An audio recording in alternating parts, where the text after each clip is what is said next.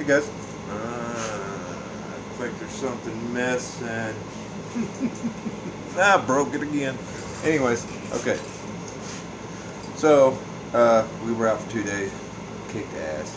I mean, the low end power I was getting was freaking crazy. We were hitting mud holes that were pretty decent. I mean, they were pretty crazy stuff.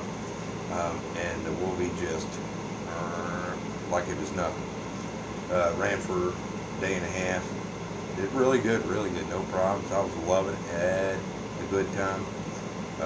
About the end of the second day, I started feeling like the clutch was slipping. You know, like a car, you give it gas, you let it out on the clutch a little bit, but not going anywhere. Okay, that kind of freaked me out a little bit, so we went back to camp, broke it apart, took the clutch out, double checked it, everything looked fine, put it all back together. Got home, tore it apart, broke it down to nothing. And I asked Rob about it, and he said check your wet clutch. So I took part down to the dealership and asked them about it. They said it was fine. So came back home, tore apart the wet clutch. Yep, that shit. Burn it up.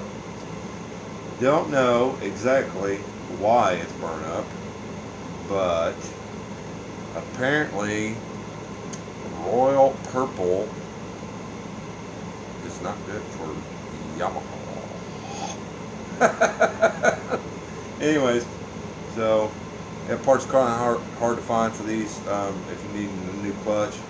Dude, I only got 380 miles on this thing, and I burnt this clutch up. So I'm gonna probably say it's most likely the oil.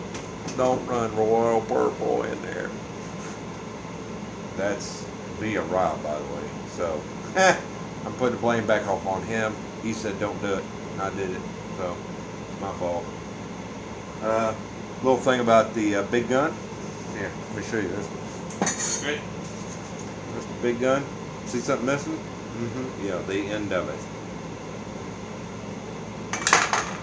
Try picking this up on the trail.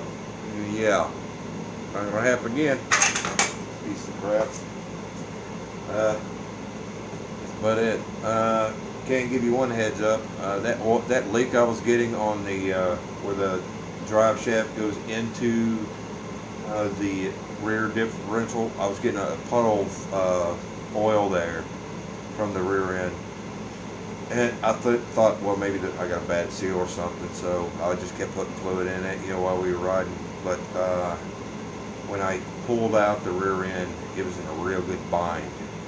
The back upper bolt, I had to hit it with another bolt to get it out. So my rear end was torqued because the seal was fine. There's nothing wrong with the seal on that. But out drinking. Captain Save-A-Ho. Yeah, I don't want no RZRs down in the hole.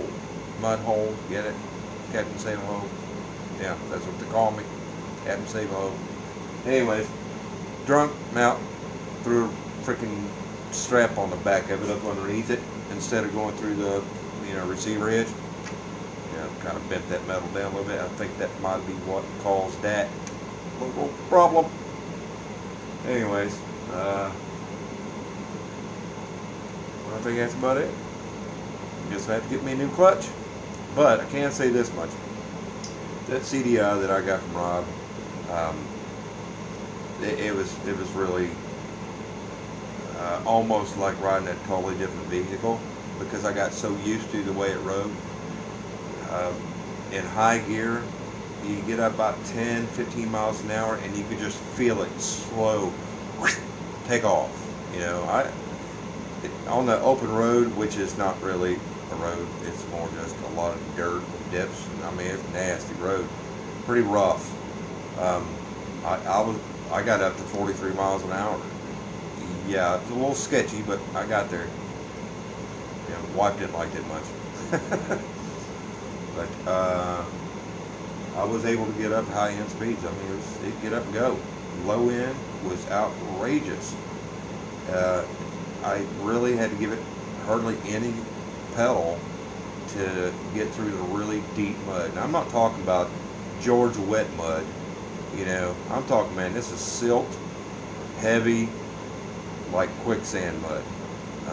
I only had to winch out one time, and that was because it was I had the mud up in the seat of the up in the seat of the buggy. That's how far in I was. But kudos to Rob, man. He hooked you up on your parts.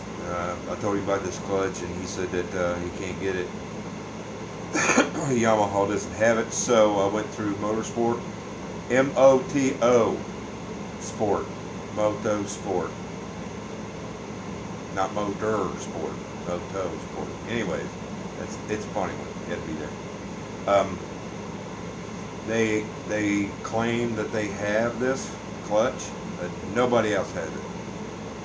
It's a different different number than the stock number, but it's supposed to be the same exact thing, and it all comes assembled, so you just plug and play.